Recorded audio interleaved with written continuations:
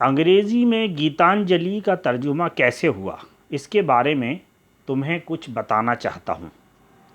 میں نے اپنے بنگلہ گیتوں کے ترجمے انگریزی میں کیسے کیے اور لوگوں کو یہ ترجمے اتنے پسند کیوں آئے۔ آج بھی جب ان باتوں پر غور کرتا ہوں تو مجھے تعجب ہوتا ہے۔ اس کا اعتراف کرتے ہوئے ذرا بھی شرم محسوس نہیں ہوتی کہ مجھے انگریزی لکھنا نہیں آتی۔ میرے پاس کہیں سے دعوت نامہ انگریزی میں آتا ہے تو اس کا جواب انگریزی ہی میں دیتے ہوئے ڈر لگتا ہے۔ شاید تم سمجھ رہی ہوگی کہ میرے اندر سے یہ کمزوری اب تک دور ہو گئی ہوگی۔ بات یہ نہیں ہے۔ اب تک اس بات پر حیرت ہوتی ہے کہ اپنے گیتوں کے ترجمے انگریزی میں کیسے کر ڈالے۔ اس کی بھی ایک داستان ہے۔ تب چیت کا مہینہ شروع ہو گیا تھا اور آموں میں بور آنے لگے تھے۔ بچہ جب تازہ دم ہو جائے تو اسے ماں کی یاد نہیں آتی، اور جب کھیل کود کے بعد تھک سا جاتا ہے تو وہی بچہ ماں کی گود میں بیٹھ کر آرام کرنا چاہتا ہے۔ یہی کیفیت میری بھی تھی۔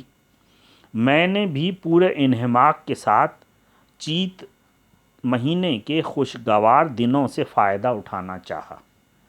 چیت کی ہوائیں، اس کی روشنیاں، اس کی خوشبوئیں، اس کے گیت، سب ایک ایک کر کے مجھ سے ہم آغوش ہونے لگے۔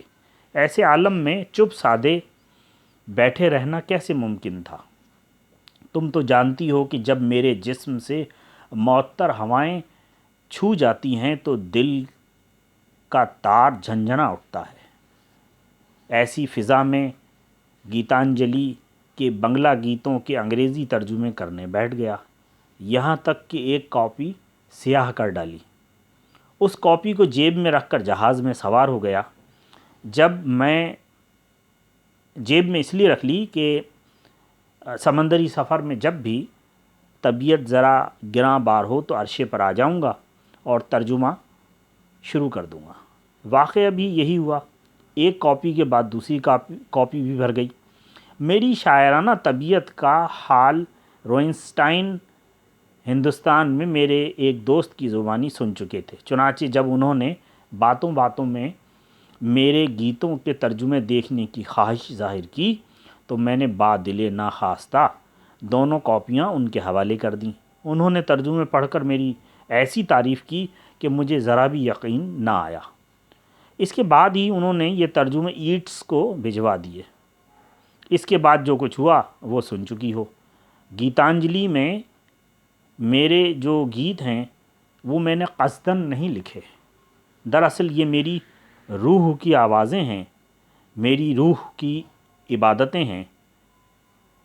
ان کے اندر میری زندگی کے وہ سارے دکھ سکھ اور وہ ساری بندگیاں ہیں جو الفاظ کا روپ دھار چکی ہیں۔